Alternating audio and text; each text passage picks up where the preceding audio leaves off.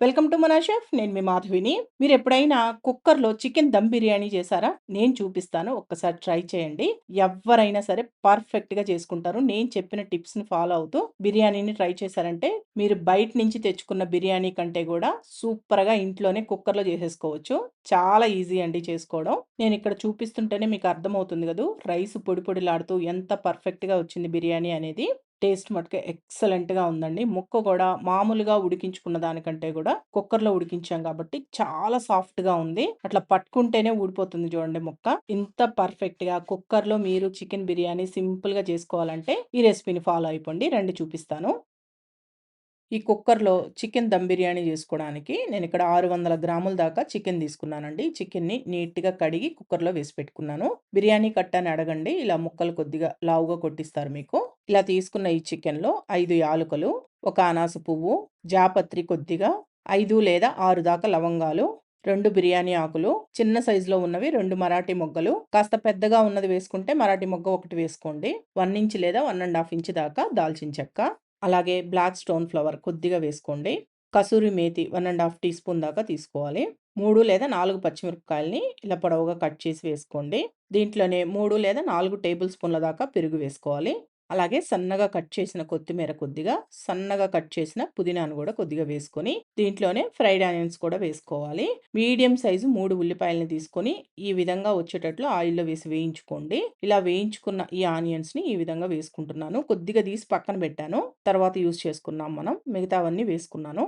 దీంట్లోనే ఒక table spoon దాకా అల్లం వెల్లుల్లి పేస్ట్, బాగా పండిన 2 టమాటాలని మిక్సీ జార్‌లో వేసుకొని ఇలా గ్రైండ్ చేసి వేసుకోండి. దీంట్లోనే 1 ½ టీ స్పూన్ దాకా నేను సాల్ట్ వేస్తున్నాను. సరిపోకపోతే చూసుకొని మళ్ళీ వేసుకోవచ్చు.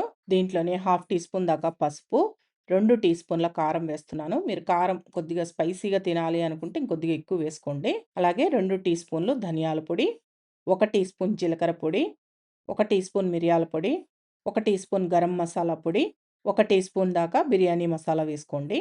దీంట్లోనే లాస్ట్‌గా ఒక అరబద్ద నిమ్మబద్దని గూడా పిండుకొని, మొత్తం బాగా కలిసేటట్టు కలుపుకోండి. ముక్కకి అన్ని మసాలాలు బాగా పట్టేటట్టు కలపాలి. మనం కుక్కర్‌లో జేసుకుంటున్నాం గదా! అన్నీ ఇలా కుక్కర్‌లోనే కలిపి పెట్టేసుకోవాలనమాట.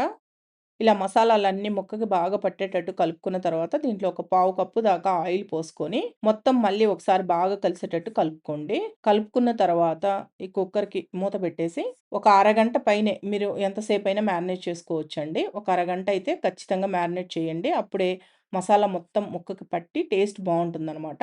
నేను ఒక అరగంట పక్కన పెట్టేస్తున్నాను. ఇప్పుడు రైస్‌ని గూడా నానబెట్టుకోవాలండి. బాస్మతి రైస్ 2 గ్లాసులు తీసుకుంటున్నాను నేను. అంటే హాఫ్ కేజీ అనమాట. హాఫ్ కేజీ చికెన్‌కి హాఫ్ కేజీ రైస్ వేసుకుంటే బావుంటుంది. బాస్మతి రైస్ కూడా మీరు పాత రైస్ తీసుకుంటే రైస్ అనేది పొడి పొడిలాడుతూ బాగా వస్తుందనమాట. అందుకని పాత రైస్ తీసుకోవడానికే ట్రై చేయండి. ఈ రైస్‌లో తగినన్ని నీళ్లు పోసి ఒక 2 సార్లు నీట్‌గా కడిగిన తర్వాత మళ్ళీ రైస్ మునిగేంత వరకు నీళ్లు పోసేసి, ఈ రైస్‌ని గూడా ఒక అరగంట నానబెట్టారనుకోండి, మనకి బాగా ఉడుకుతుంది. దీన్ని గూడా ఒక అరగంట పక్కన పెట్టేసి నానబెడుతున్నాను.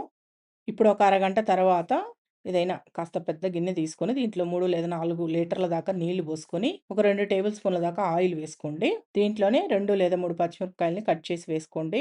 అలాగే సన్నగా కట్ చేసిన కొత్తిమీర కొద్దిగా, సన్నగా కట్ చేసిన పుదీనా కొద్దిగా వేసుకొని, దీంట్లోనే ఒక టీ స్పూన్ అల్లం వెల్లుల్లి పేస్ట్, అలాగే మీ దగ్గరున్న హోల్ గరం మసాలా అన్నీ కొద్ది కొద్దిగా వేసుకోండి.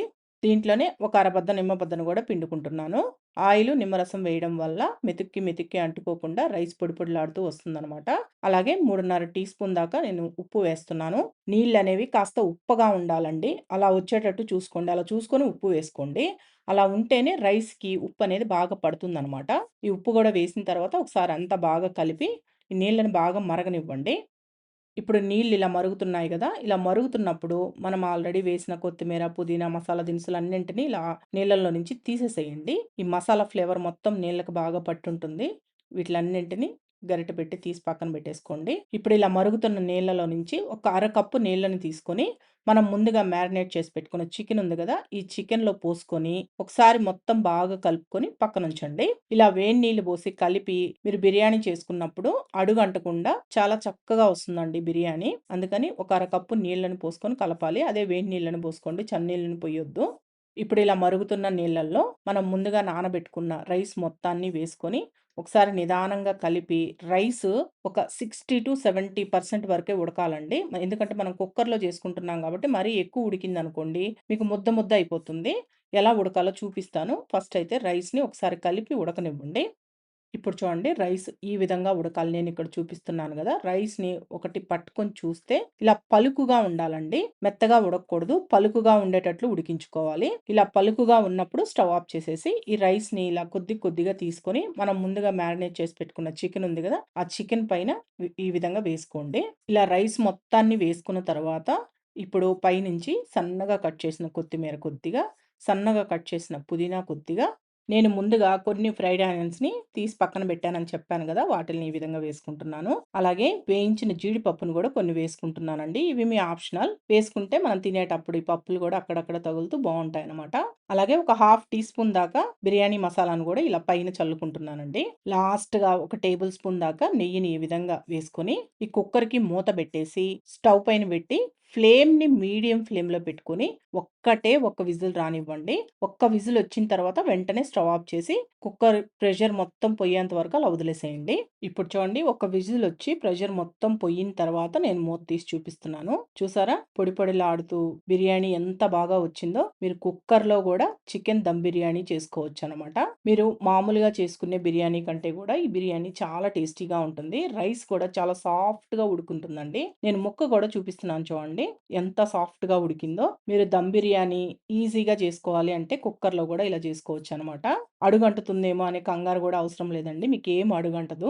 పర్ఫెక్ట్‌గా వస్తుంది. నేను చెప్పినట్లు ఖచ్చితంగా ఇంట్లో ట్రై చేయండి. అలాగే తీసేటప్పుడు మొత్తం ఏదైనా గిన్నెలోకి వేసుకొని, ఈ మసాలా అంతా బాగా కలుపుకొని సర్వ్ చేసుకోండి. ఎందుకంటే అడుగున మసాలా ఉంటుంది గాబట్టి, అంతా కలుపుకుంటే బావుంటుందనమాట. చూడండి కుక్కర్‌లో మనం దమ్ బిర్యానీ చేసినా గానీ పొడి పొడిలాడుతూ ఎంత పర్ఫెక్ట్‌గా వచ్చిందో. చాలా టేస్టీగా ఉందండి బిర్యానీ. మీరెప్పుడైనా ట్రై చేయకపోతే ఒకసారి ట్రై చేయండి. మామూలుగా చేసుకునే దానికంటే గూడా కుక్కర్‌లో చేస్తే ముక్క చూడండి ఎంత సాఫ్ట్‌గా వచ్చిందో భలే ఉంది. తప్పకుండా ట్రై చేయండి. ఈ వీడియో మీకు నచ్చితే మన చెఫ్ ఛానెల్‌ని సబ్స్క్రైబ్ చేసుకోండి. లైక్ చేయండి, షేర్ చేయండి, కామెంట్ చేయండి.